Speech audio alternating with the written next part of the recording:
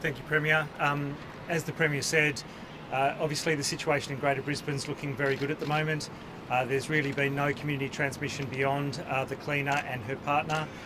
There's been extensive testing of the many close contacts of those who'd already left hotel quarantine. There was obviously the concern about transmission within the hotel quarantine system, and therefore those who'd already gone through hotel quarantine needed to have the clock set back to zero and do another 14 days of quarantine. They've been extensively tested. All of those results are negative, and many others who've been chased up as close contacts, including of staff who work in the hotel quarantine system, many of whom were regarded as close contacts, have also tested negative. So it's looking very good for Queensland, and I'm confident that we can change that designation to an orange zone. People do need to get tested within that 72-hour period, and I would also add, even if you get a negative test, if you subsequently develop symptoms of any kind, no matter how mild, you really do need to test again. 72 hours is a period of time where we want to make sure that people are getting tested to get that negative to give us some assurance. But obviously there's 14 days from leaving that currently red zone, soon to be orange zone, that you could develop illness if you have been exposed. I think that risk is low. But anyone developing symptoms in that 14-day period, and really at any time, obviously we're saying if you've got symptoms consistent with coronavirus, the runny nose, the sore throat, the fever, the dry cough, get tested and get that negative result back to be clear that you're not a risk to anyone in your family or beyond. For Sydney, the trend is good. There are clearly some local government areas within Greater Sydney that have now got a number of days without cases, without transmission. I'll look very intensively at the epidemiology across Greater Sydney over the next couple of days, but there are obviously some hotter areas in the west of Greater Sydney, but other local government areas that have had little to no transmission in the last week or the last 2 weeks. That is looking good for some of those local government areas being under consideration for going to orange. The other thing in Sydney, and it's been reflected across regional New South Wales, is that the positive sewage detections have really corresponded to where the known cases are, either cases who have left quarantine as known cases and gone back to their place of residence, or where the known cases with the Berala cluster or the Northern Beaches cluster have been identified. So the positive sewage detections, there is nothing unexpected in those. That also gives us confidence about the local government areas that might be able to be lifted from a red zone designation. Thank you. We're happy to take any questions you have. Just in terms of Sydney and the border restrictions there, what are you looking for in the next couple of days in order to ease those restrictions, / what would it take for it to scupper those plans to ease them in the next 2 days? Look, I hope nothing scuppers the plans. Obviously, if there are no further community cases, that's going to keep everything on track.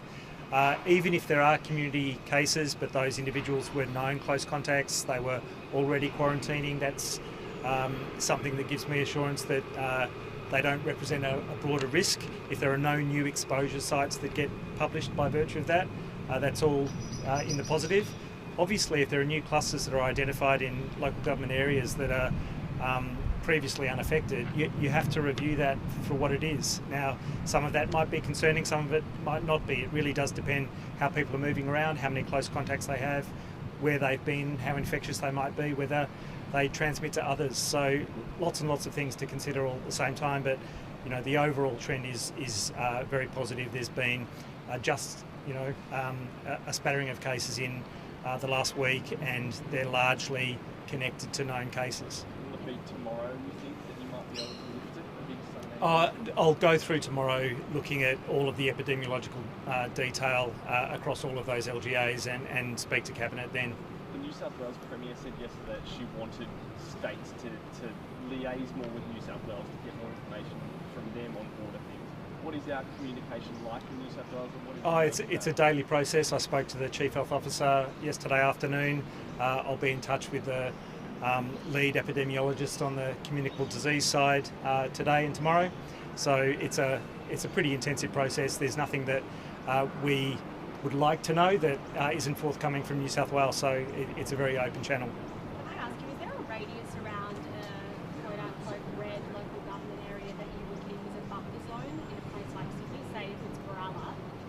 within 15 k's of Woolloomooloo? Not a definitive buffer zone. Obviously, we need to think about the movement of people or the exposure sites for particular individuals. So even if there's a local government area that doesn't have active cases or doesn't have people who are resident there, but there are lots of exposure sites, public transport, other particular settings, we need to bear that in mind. So there might be consideration of a buffer between active local government areas, but it's not like you set a random distance and designate it as such. What do you make of the beaches at the moment? Is that going to go from your perspective on what the government is? Certainly Northern Beaches will be part of my assessments today, tomorrow. It's looking good. Again, we just need to dig down to all of the details, but it's been one of the more quiet local government areas in terms of transmission and case activity. It's not without cases in the last 14 days, but most of the activity seems to be around the Barella cluster currently. What's your reaction to the change in WA's border restrictions so Victorians can go back into this? Oh, obviously it's great for Victorians. You would never argue against decisions being made that favour people being able to see their family. It's terrific for them. What do you make of the debate this week about whether we should be rolling out the AstraZeneca vaccine when there's some slight doubts that we're going to achieve herd immunity? Look, I think Alan Cheng spoke as Deputy Chief Health Officer and co-chair of ATAGI, the Technical Advisory Group on Immunisation.